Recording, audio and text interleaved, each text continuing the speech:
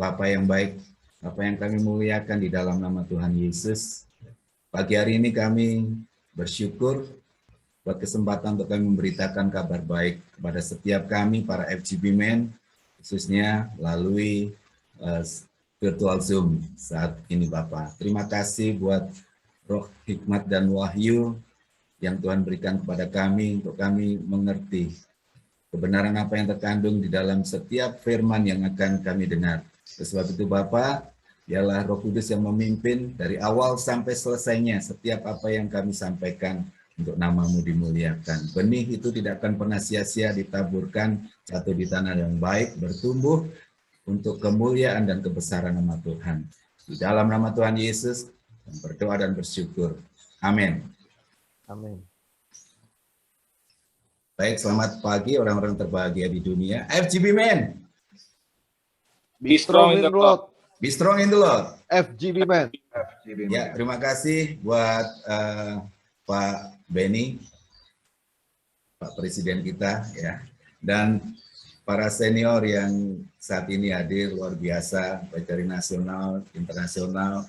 Ya, ada Pak Ardian, ya, selamat di perjalanan Pak. Selamat pagi Pak, terima kasih pagi. Pak Istio Adi, Tuhan Ya. berkati. Amin.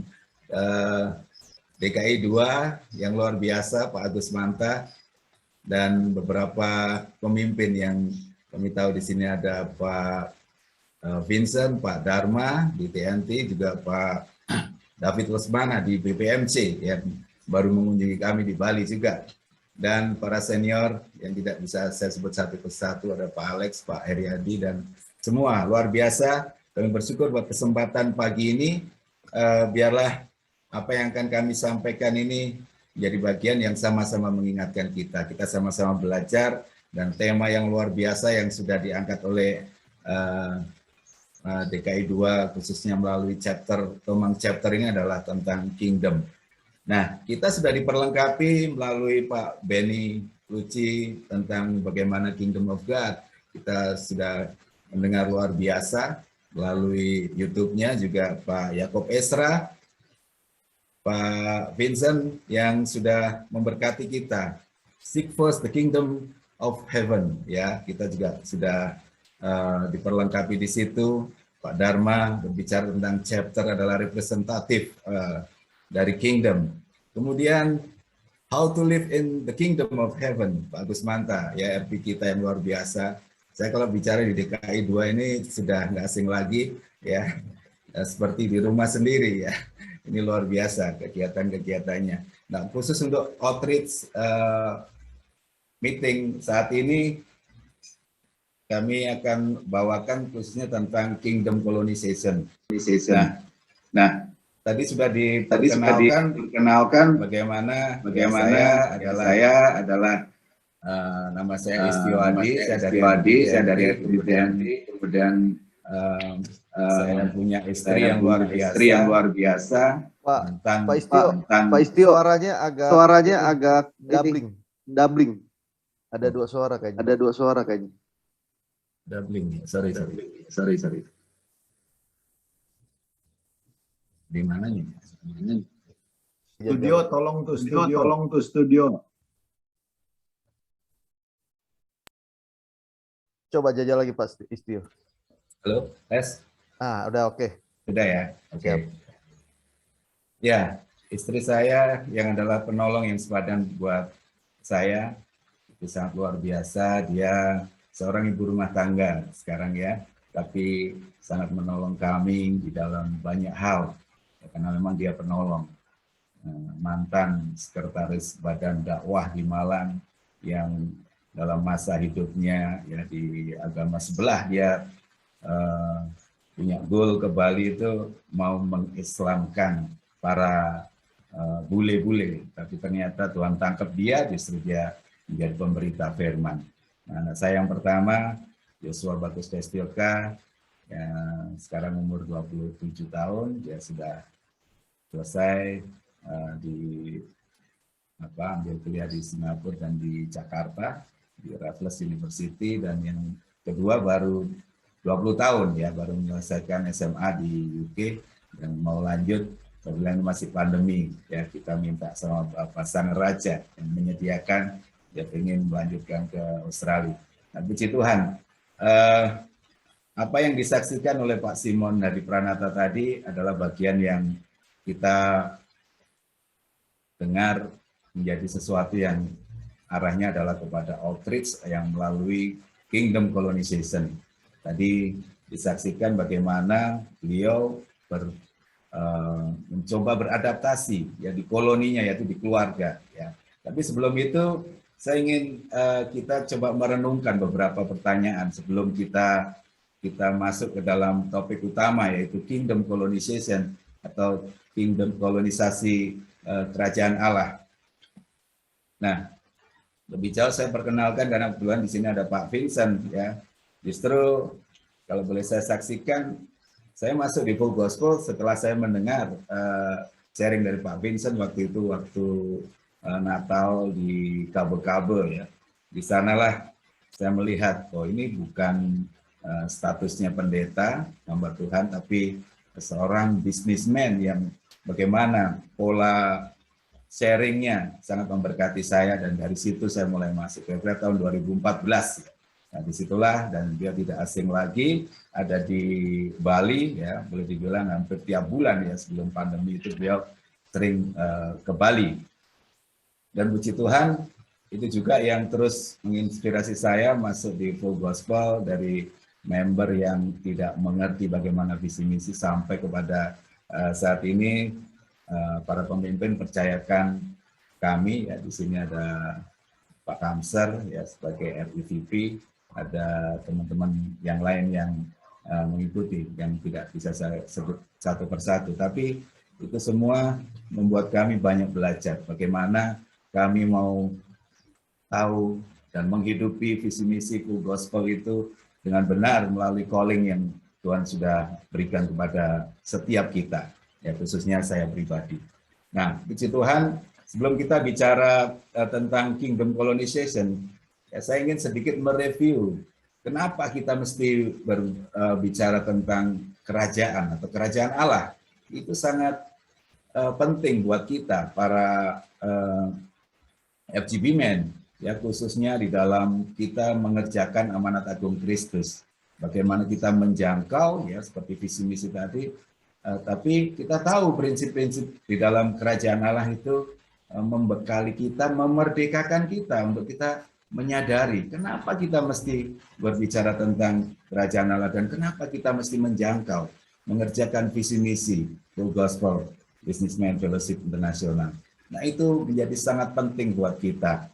Nah, sebelum masuk ke sana, kalau kita mau sekarang yang hari-hari ini sedang terjadi, kenapa mesti hanya dengan menurunkan suara toanya menjadi ribut gitu ya, berbicara tentang itu. Mengapa dengan wilayah-wilayah yang ada menjadi berperang ya, Rusia, Ukraina dan lain-lain.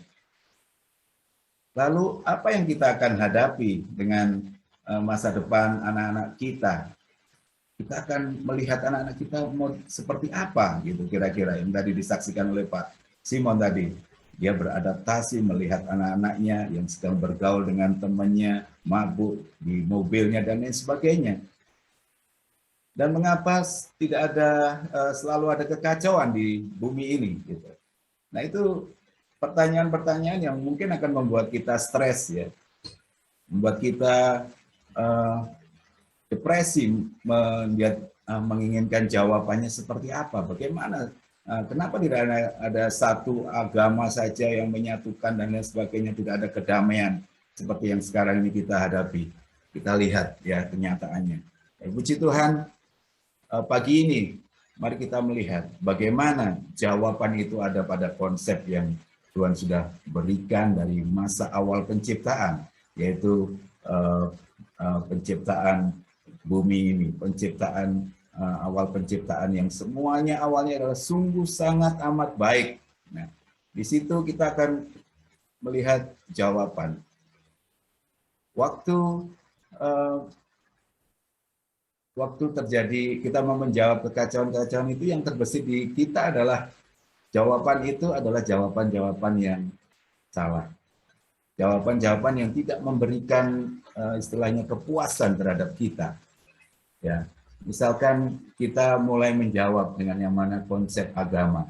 Agama didefinisikan sebagai satu kesetiaan kepada seperangkat kepercayaan yang mengatur perilaku manusia. Orang digiring ke arah sana.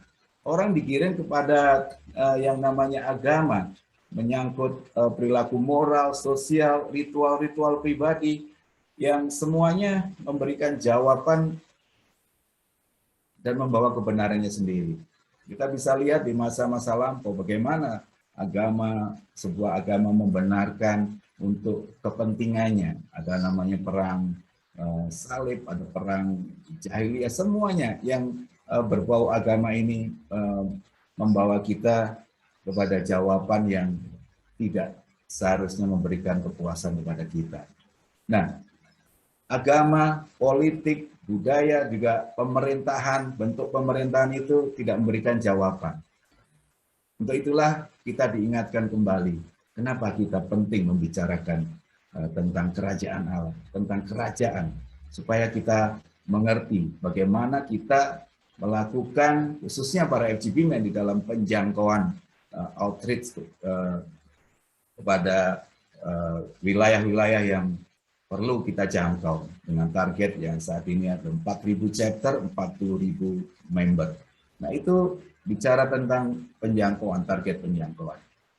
Nah, untuk itu kita mau melihat mengapa sih kita mesti memahami konsep kerajaan Allah. Karena ternyata agama tidak memberikan jawaban.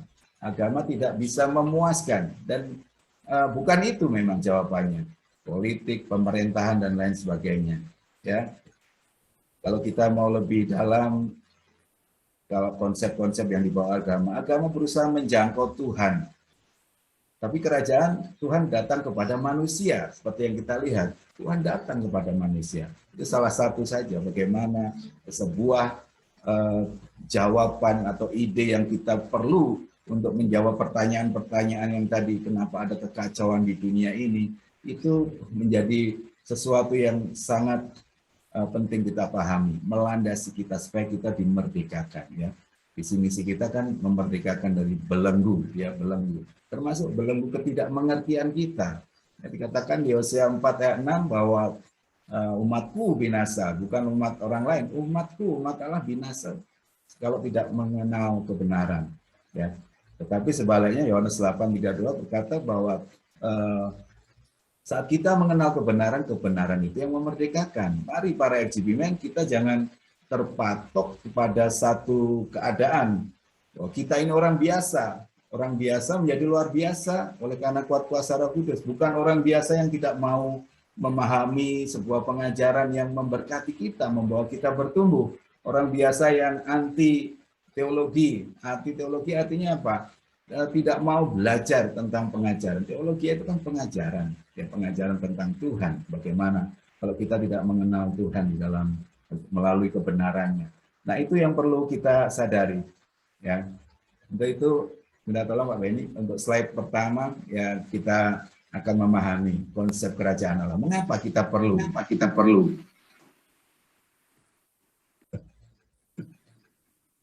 Halo? Halo? Dubbing lagi ya? Dubbing lagi.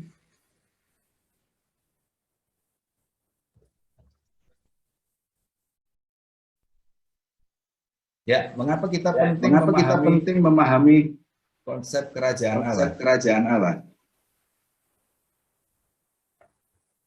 Bro Erik masih dubbing ya?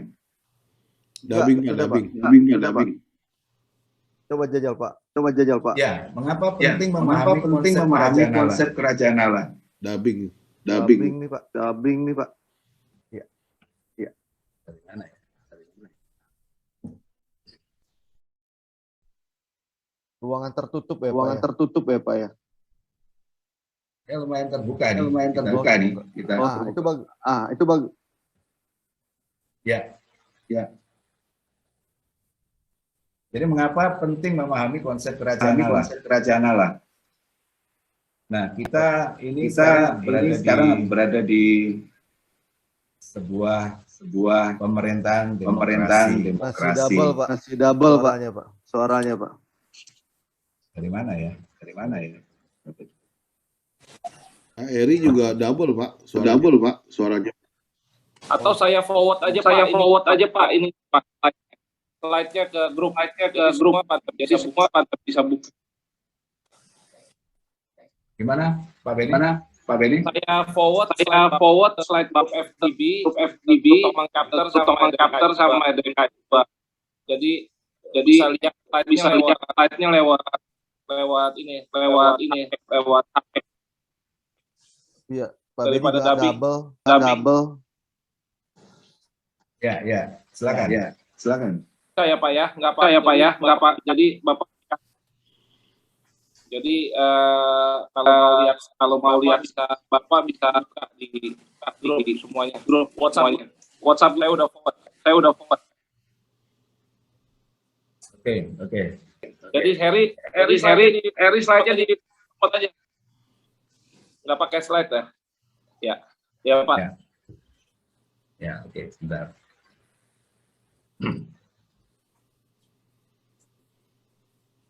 Sorry Pak, keganggu nih jadinya konsentrasi. Silakan Pak Istio. Ya.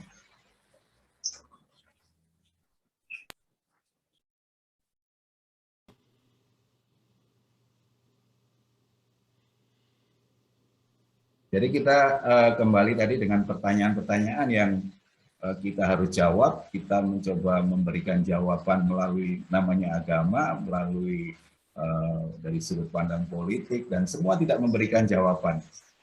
Kenyataannya tidak memberikan jawaban. Tapi karena apa? Karena memang itu yang bukan itu jawaban yang diharapkan. Jadi kita kembali kepada pemahaman tentang kerajaan tadi. Bagaimana dan mengapa penting memahami konsep kerajaan Allah. Nah, ini tentu menjadi sesuatu yang boleh mendasari, melatar belakangi kita agar kita bisa memahami sebelum kita bicara jauh tentang kolonisasi nanti, apa itu kolonisasi kerajaan. Nah, di sini kita boleh melihat bahwa kerajaan adalah pemerintahan Tuhan, yaitu pemerintahan surga yang adalah suatu kerajaan dan Tuhan ada di dalamnya sebagai raja karena kerajaannya diperlukan melalui semua ciptaan dunia dan baik itu yang adikodrati maupun yang alami yang kita bisa lihat yang termasuk mencakup kita adalah ciptaannya. Nah, seringkali orang tidak memahami konsep kerajaan ini karena kita sedang berada di sebuah pemerintahan yang demokrasi, pemerintahan yang bukan pemerintahan kerajaan. Bagaimana kita hidup dipimpin oleh raja, sehingga ini menjadi asing buat kita untuk kita bicara tentang kerajaan. Nah, tapi sebenarnya gini menjadi penting kita untuk pelajari, untuk memulihkan konsep kerajaan karena Alkitab bukan tentang suatu agama, ya, atau organisasi, tapi tentang seorang raja dan kerajaannya. Nah, itu yang penting. Jadi Alkitab tidak berbicara tentang agama, ya, makanya sekarang ini sangat sensitif. Ya, begitu meletup satu case, apalagi di media sosial tentang apa namanya suara azan yang harus dikecilkan melalui pengeras suaranya, itu sudah ribut kemana-mana. Kenapa? Karena mereka memegang kebenarannya mereka. Ya bersyukur kita anak-anak Tuhan tidak terpengaruh, kita tenang dengan keadaan, tidak terpancing dengan keadaan itu.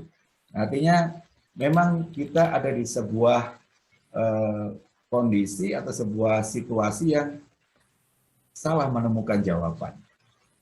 Inilah pentingnya kita sebagai FGB-Men, bagaimana kita mesti memahami konsep kerajaan Allah itu. Supaya kita tahu bagaimana kita menjangkau. Kita tidak berbicara tentang agama. Nah, jawaban melalui konsep kerajaan Allah ini menjadi sangat penting untuk kita melandasi kita para FGB-Men. Nah, jelas apa sih sebetulnya kerajaan Allah? Ya, kemarin kita sudah dengar tentang nilai-nilainya, tentang bagaimana hidup di dalam kerajaan surga, bagaimana semua itu menjadi yang harus kita alami sebagai orang-orang yang ada di dalamnya sebagai warga negara kerajaan Allah. Nah, Kingdom of God, ya Pak Benny sudah jabarkan bagaimana dalam bahasa Yunani dengan kata Basilea, kemudian Ibraninya Melakah, ya, wilayah atau daerah yang dikuasai, diperintah oleh seorang raja. Nah, itu aja. Nah, kemudian secara lebih lengkap mungkin kita bicara kerajaan Allah itu adalah pemerintahan Allah atas wilayah kekuasaannya dan semua karya Allah yang dipengaruhi oleh kehendak. Jadi waktu Allah pemerintah, dia punya maksud, kehendak, maksud, dan tujuan dari raja, ya Tuhan itu sendiri. Untuk apa? Untuk menghasilkan sebuah nilai, budaya, ya, moral, yang mencerminkan keinginan raja. Jadi disitulah kita harus menyadari bahwa ada pemerintahan. Ya, Tuhan tidak sedang iseng, ya, kita tahu, untuk menciptakan bumi ini. Pada mulanya Allah menciptakan langit dan bumi. Itu dia punya tujuan. Nah, itu yang perlu kita sadari, bahwa selain punya tujuan, itu membuktikan bahwa ada kerajaan Allah di sana. Ada pemerintahan Allah di surga. Di kerajaan surga ada pemerintahan Allah. Nah, di sini terima kasih. Ya, cukup jelas, ya. Kita nggak perlu membahas ayat-ayatnya, tapi kita perlu tahu analogi dan prinsipnya saja, bahwa jawaban-jawaban atas pertanyaan tadi bukan jawaban yang kita ambil dari namanya agama, politik, dan pemerintahan, bentuk pemerintahan, tetapi pemerintahan yang utama yang sudah pernah ada, yang disalah mengerti, yaitu pemerintahan kerajaan Allah, ya, kerajaan surga. Nah, pemerintahan itu memiliki prinsip-prinsip. Kita sekilas saja, ya, next ya Pak Benny. Konsep kerajaan Allah itu memiliki prinsip. Nah, ini perlu mendasari kita supaya memerdekakan kita. Seperti minggu lalu saya saksikan bagaimana saya sangat dimerdekakan setelah saya memahami konsep kerajaan Allah. Apalagi sebagai FGB Man. Kalau kita tidak memiliki pemahaman ini, kita mungkin akan tidak paham benar kenapa kita mesti menjangkau, kenapa kita mesti membuat yang namanya, yang pertama adalah kolonisasi bumi. Ya, di situ di Markus 16, Yohanes 17 itu bicara bagaimana kolonisasi bumi. Nanti kita akan lebih dalam di sana. Nah, artinya Tuhan memerlukan warga negaranya untuk melakukan perluasan. Setiap kerajaan akan membuat sebuah perluasan. Ya, kita bisa melihat prototipenya di kerajaan-kerajaan yang ada. Ya, sekarang ini kan di Rusia mencoba memperluas ke Ukraina. Dulu kerajaan Spanyol memperluas kemana, kerajaan Inggris memperluas ke Australia, dan itulah konsep perluasan kerajaan. Nah, kita sekarang punya visi misi di situ, memperluas kerajaan itu. Nah, bicara kerajaan, tentu kita bicara tentang raja. Ada rajanya. Raja di sini bicara kekuasaan atau otoritas kuasa raja. Ya, kita bisa baca ayat-ayatnya nanti. Nah, kemudian Tuhan, ada Tuhan atau Tuan, itu dibedakan. Kenapa? Otoritasnya berbeda, kuasanya. Jadi Tuhan itu berkuasa, raja yang tidak dipilih. Kita tidak memilih Tuhan untuk menjadi raja, tapi dia adalah raja atas hak penciptaan. Dia menciptakan bumi ini, menciptakan dunia ini. Nah, Tuhan itu bicara otoritas wilayah kekuasaannya atau daerahnya, tanah, wilayah geografisnya. Maka ada tuan tanah, ya. Sekarang ini banyak tuan tanah ini yang sedang ini, ya, tuan tanah di mana-mana gitu. Tujuannya untuk memperluas kekuasaan di situ. Nah, ada wilayah kekuasaan, ya. Seorang raja selalu ingin memperluas kerajaannya, memperluas wilayahnya, karena itulah, dari situlah dia akan jadi bahwa dialah raja yang memiliki wilayah kekuasaan. Kita sebagai FGB Men, sebagai pria, itu memiliki wilayah kekuasaan yang terkecil di lingkup keluarga kita, wilayah kekuasaan yang harus kita taklukkan. Bagaimana kita memberikan budaya, nilai kerajaan kepada anak-anak kita, itu wilayah kekuasaan kita. Kemudian di FGB Men, ya, ada Pak Adi Pranata, tadi Pak Simon tadi sebagai field rep, Pak Benny sebagai presiden chapter, itu wilayah kekuasaan yang Tuhan percayakan, Sang Raja percayakan untuk kita menyampaikan, koloni itu di situ. Nah, kemudian kita mesti mengenal undang-undang kerajaan Allah. Di sini merupakan perjanjian raja dengan para warga negara dan kerajaannya. Alkitab adalah undang-undang kerajaan Allah. Firman Tuhan adalah undang-undang kerajaan Allah. Nah, itu dibedakan lagi yang namanya hukum. Hukum itu dihasilkan untuk apa? Untuk melindungi undang-undangnya. Makanya dikatakan bahwa hukum itu, perkataan raja itu adalah hukum.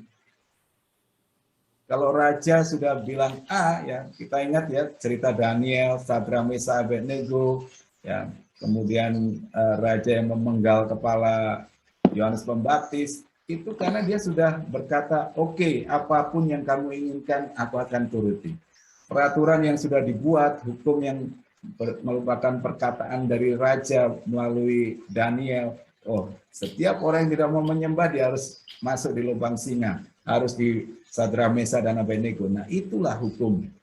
Jadi perkataan raja itu hukum, tidak bisa diamandemen. Seperti kita, wah ini mulai ribut nih, oh harus perpanjangan pemerintahan, undang-undang akan diamandemen, dan lain sebagainya, wacana-wacana itu. Bedanya di situ, antara kerajaan dengan pemerintahan yang lain. Pemerintah kerajaan Allah itu pemerintahan yang terutama di antara pemerintahan-pemerintahan yang lain.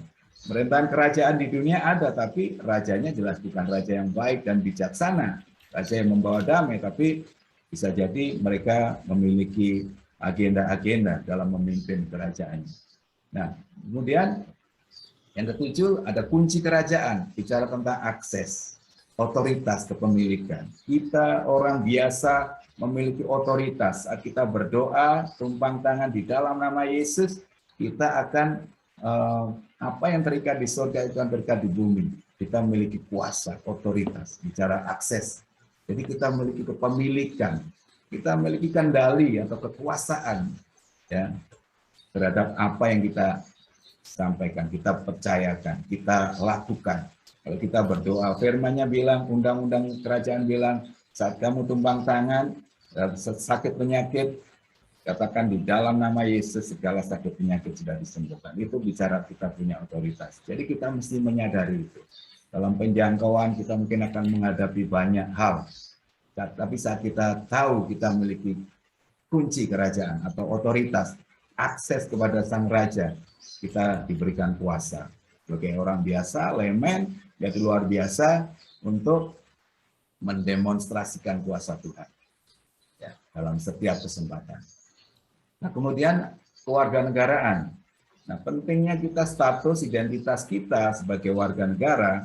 Kita punya kewarganegaraan ganda ya, satu warga negara kerajaan surga dan sekarang warga negara Indonesia ya, di Bali ya, KTP saya Bali. Pak Agus Manta di DKI, KTP-nya pasti DKI, nggak mungkin KTP-nya di Papua gitu ya. Nah, itu diakuinya di DKI tentu ya. Saya di Bali diakui, di Jawa saya nggak diakui di daerah asal saya di Jawa Timur gitu. Nah, itulah kewarganegaraan. Kenapa orang berbondong-bondong ya? Dulu ada tren orang jalan-jalan di Amerika gitu ya. Saya pernah dengar kesaksian itu, ibu-ibu yang sedang hamil gitu. Ada tren pengen melahirkan di sana gitu.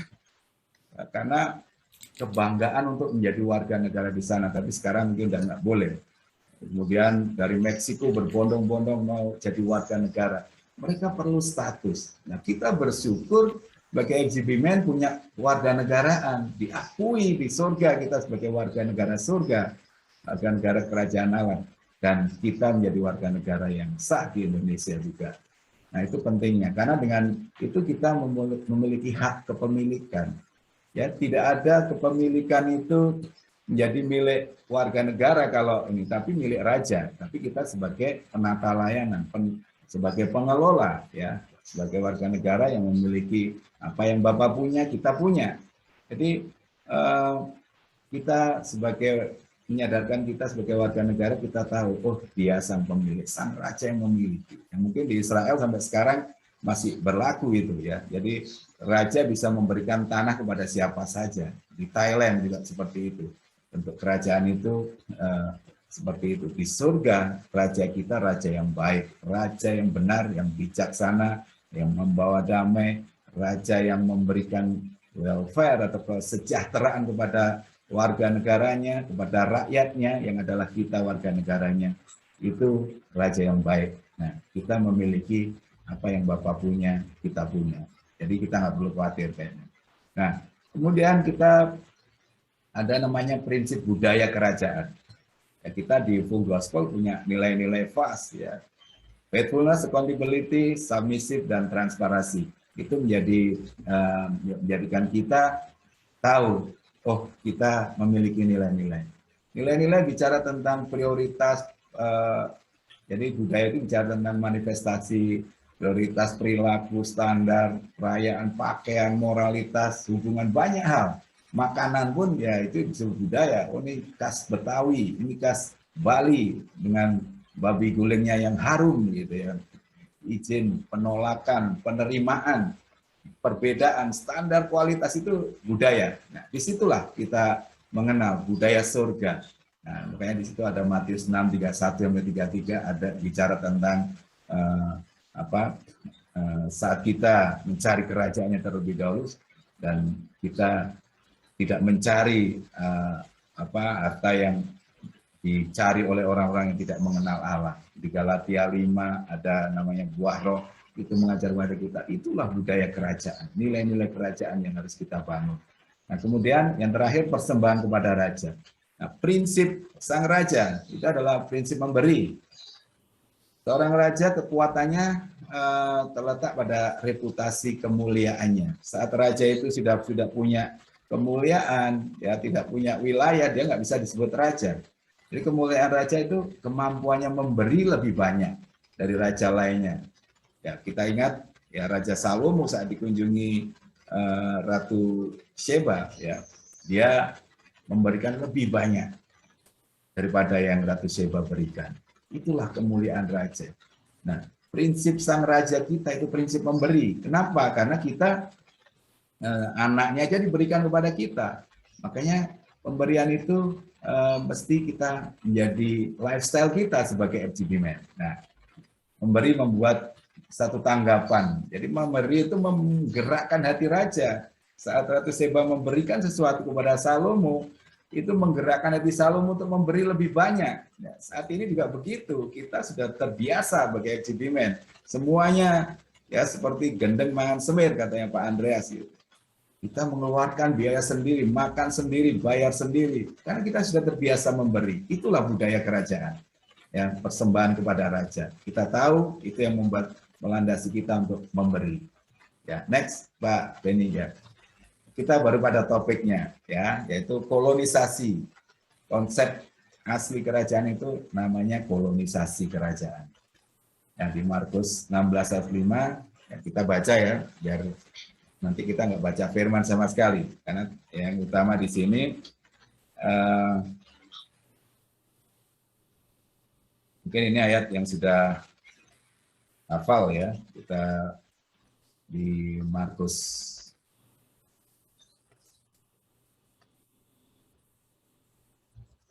16 ayat yang kelima. Nah, ini bicara tentang visi penjangkauan kita ya, tentu bicara di situ. Ya, saya bacakan dari Markus 16 ayat 15. Ini bisa dibawakan Pak Dharma waktu itu ya. Lalu ia berkata kepada mereka, pergilah ke seluruh dunia, beritakanlah Injil Kerajaan Allah. Nah ini yang ayat yang melandasi salah satunya. Kemudian Yohanes 17 ayat 14 sampai 18.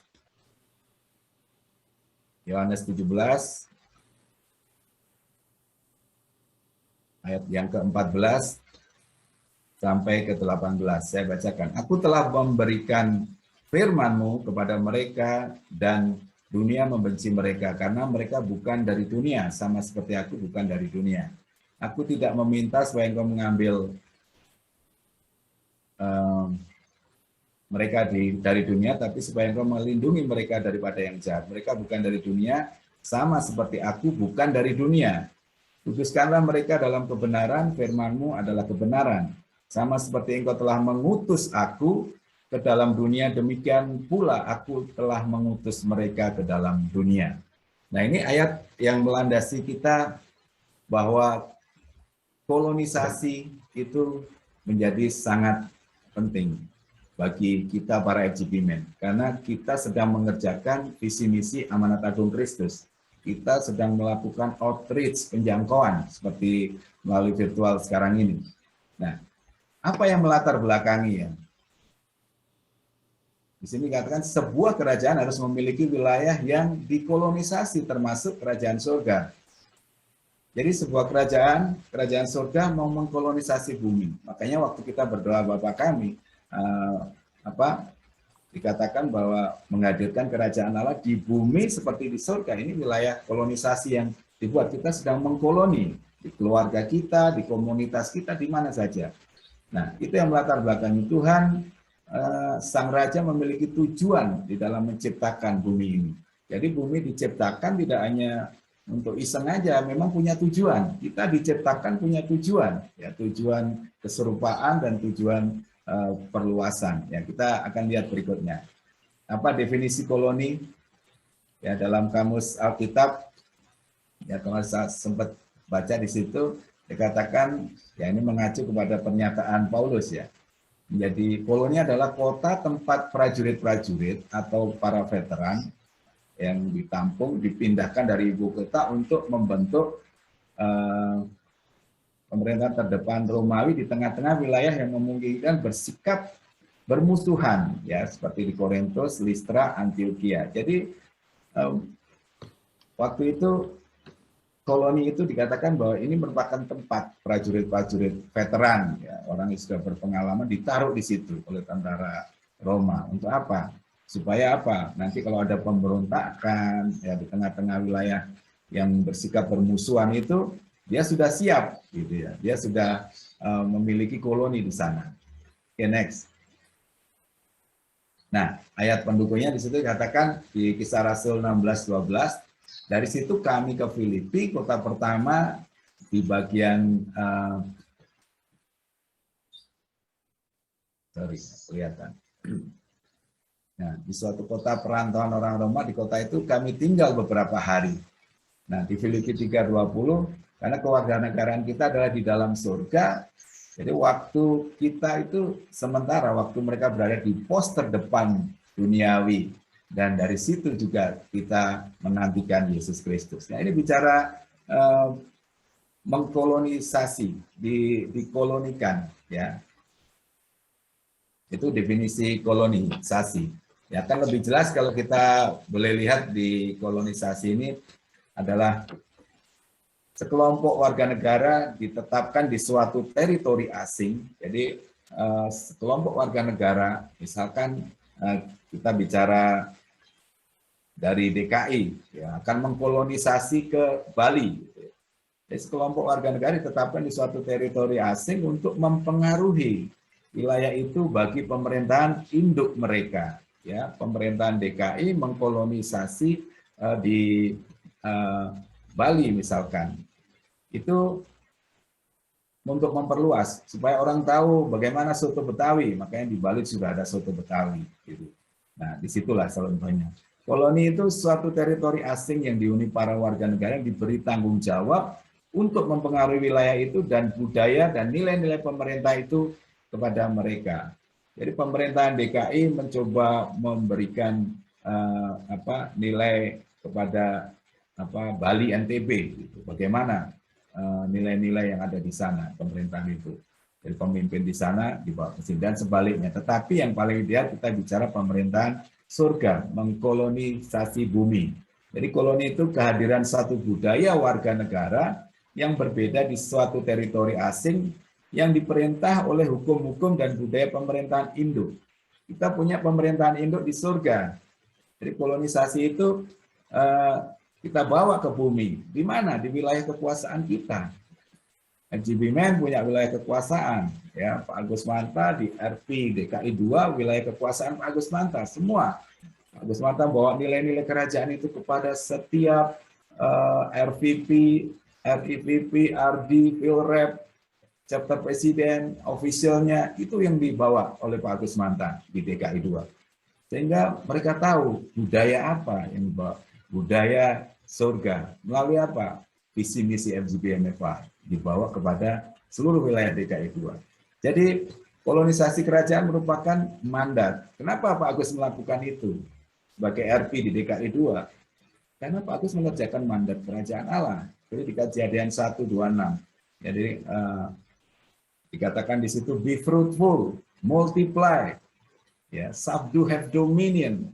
Jadi di situ yang kita punya tugas tanggung jawab sebagai FGBMen, kita mengerjakan mandat kerajaannya melalui koloni-koloni yang kita buat.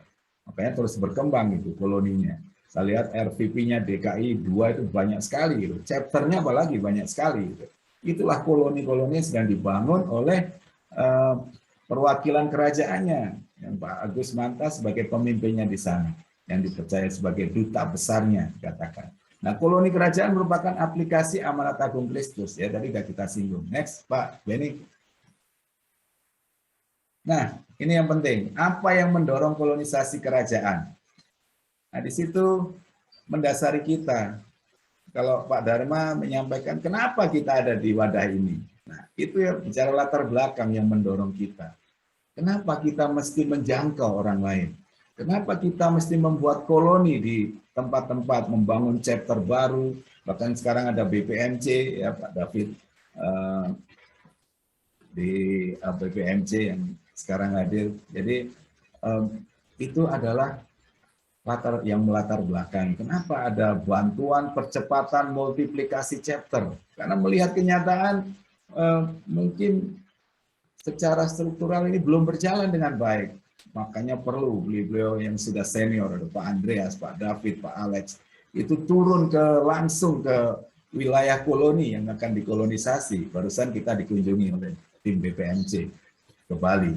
Dikorek-korek semua supaya apa? Transparan, tidak ada topeng lagi. Dan semua akan terbuka bagaimana kita mengkolonisasi dengan benar. Ya itulah yang mendorong. Jadi karena itu merupakan apa? Perintah mandat sang raja, ya, yang kita kerjakan.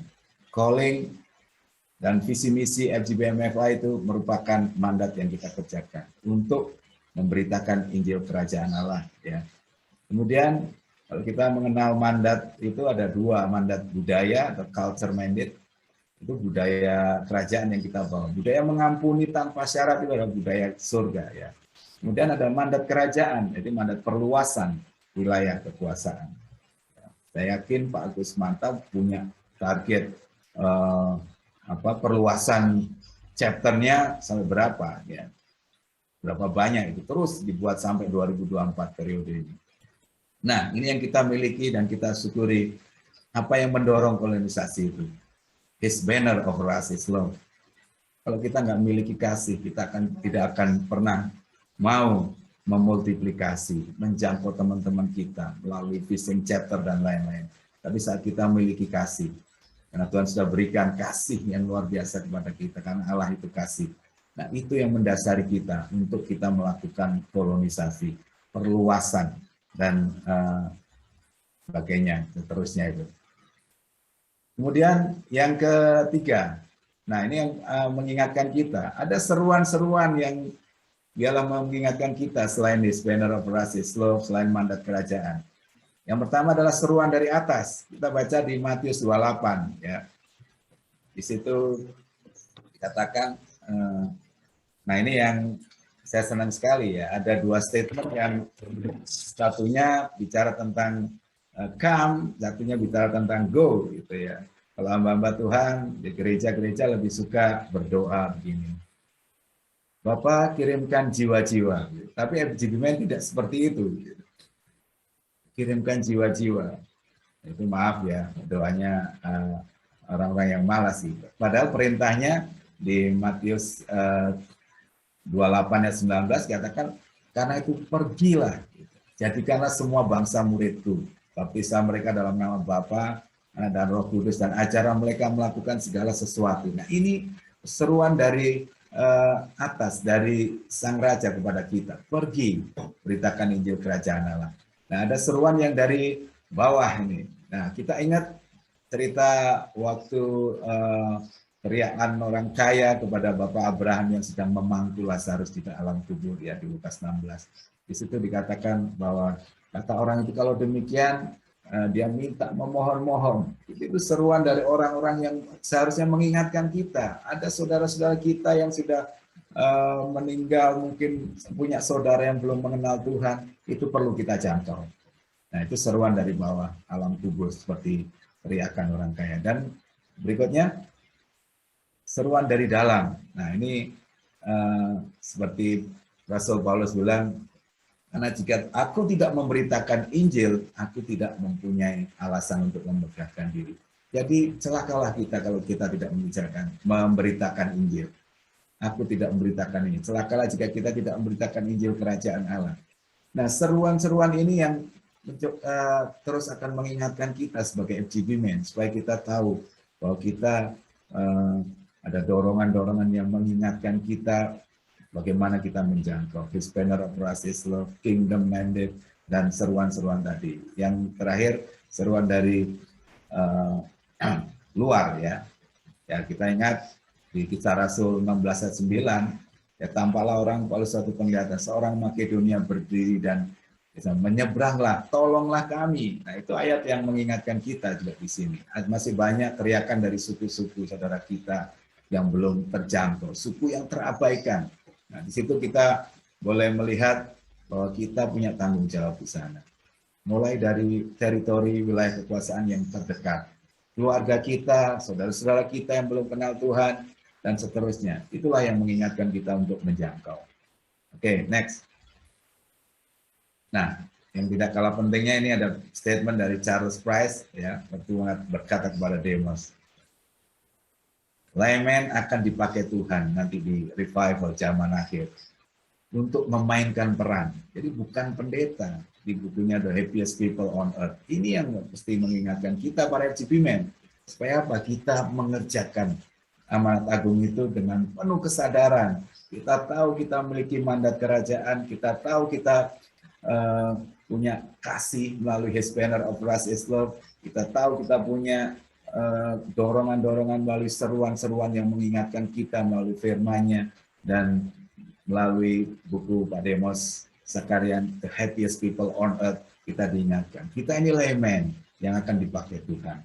Nah, pada kesimpulan, jadi teman-teman para FGB Men, para senior, mari kita sama-sama mau diingatkan bahwa FGB Men harus memahami prinsip-prinsip kerajaan Allah. Jadi ada namanya raja, Tuhan, wilayah kekuasaan, ada undang-undang, ada hukum, ada kunci kerajaan, budaya kerajaan, kewarganegaraan kerajaan, dan lain sebagainya, sampai persembahan kepada raja. Nah, itu kita mesti diingatkan lagi untuk memahami prinsip-prinsip kerajaan Allah dalam mengerjakan amanat agung Kristus untuk lebih efektif melalui apa? Kolonisasi. Kita mengkoloni, di mana kita memperluas kerajaan, di mana wilayah kekuasaan itu kita ditempatkan. Nah, kemudian sebagai FGB Men, mari menyampaikan kerajaan Allah. Bukan kita tahu tentang agama orang lain, kita menginjili mereka dengan ini membidik kelemahan-kelemahan. Tidak, kita tidak bicara agama. FGB Men, kita memiliki strategi untuk menyampaikan kerajaan Allah. Karena itulah jawaban, ide yang akan memberi jawaban. Dan strategi agar kita tidak bicara lagi tentang, tapi bicara tentang kerajaan Allah, memperkenalkan Yesus sebagai Tuhan dan Rajanya. Itu akan lebih penting, akan lebih menjangkau dengan tepat, ya. Saat kita bicara tentang denominasi, kita bicara tentang agama, kita tidak akan mendapat jawaban. Tapi melalui kerajaan Allah ini, kita akan menyampaikan kabar baik itu kepada mereka. Dan yang terakhir, jika kita menyadari bahwa kita ada di dalam kerajaan Allah, kehendaknya itu kesejahteraan. Raja kita menghendaki kesejahteraan sang raja. Itu ada pada kita. Kita nggak perlu khawatir. Semua, kalau kita mengerjakan maunya sang raja, kita akan mengalami itu. Nah, puji Tuhan. Itulah pagi ini kita sudah sama-sama diingatkan untuk kita mengerjakan amanat agung Kristus. Saya akan tutup dengan sebuah kesaksian, ya. Ini yang bagaimana kita mengkolonisasi, ya, regional Bali NTB. untuk mengkolonisasi wilayah kekuasaan, memperluas wilayah kekuasaan melalui chapter-chapter yang dipercayakan. Nah, di sini kami melihat ya sekarang bersyukur ada namanya kita sebelumnya adalah strong teamwork ya, karena mengacu pada 3 strong 3 strategi, tapi sekarang ada BPMC, berarti kita menjadi BPMC Regional Bali NTB dengan target yang dikolonisasi melalui roadmap itu kita kerjakan. Ya, puji Tuhan sampai kemarin kita bertambah menjadi 9 chapter baru. Kita coba mengkolonisasi, membuat koloni di wilayah kemarin terbaru di Lombok, di Cakranegara, dan kemudian di wilayah-wilayah yang lain, kabupaten-kabupaten lain. Nah, ini menjadi kekuatan kita, para FGB-Men. Target itu harus kita doakan. Kita tidak bisa melakukannya dengan kekuatan sendiri. Selain target, kita harus punya teamwork, bersinergi, membuat chemistry. Ya, di sini ada Pak Kamser yang menjadi koordinator ketua dari BPMC Regional Bali NTB, dan kita sedang membangun untuk di Young Movement di situ, untuk ada BPMC juga di situ. Nah, tetap kita berjalan dalam pimpinan Roh Kudus. Maka teman-teman, target yang sama-sama kita akan kerjakan melalui target FGB MFI nasional kita 4.000 chapter, 40.000 member. Kalau kita kerjakan dengan motivasi, bersinergi, dengan teamwork, dengan prayer yang benar, strong kita, intimasi kita kepada Tuhan dalam pimpinan Roh Kudus, kita akan menjadi sesuatu yang nyata yang akan kita alami. Bagaimana kita tahu Sang Raja mau kita membuat koloni-koloni di mana saja kita berada, wilayah yang Tuhan percayakan. Terus kita perluas sehingga kita tahu itu menjadi goal atau target kita sebagai FGB-Men. Multiplikasi, kaderisasi, dan regenerasi itu kita akan lihat dengan nyata. Karena kita tahu konsep prinsip-prinsip, bahwa itu prinsip yang harus kita kerjakan. Prinsip kerajaan Allah. Jadi jangan salah fokus kita. Fokus kita tetap pada amanat agung Kristus. Pergi, beritakan Injil kerajaan Allah. Dan kita hanya melihat Tuhan, aku datang, engkau yang letih lesu. Tidak. Tuhan datang untuk memberikan kelegaan, tapi Tuhan juga meminta kita pergi, beritakan Injil kerajaan Allah.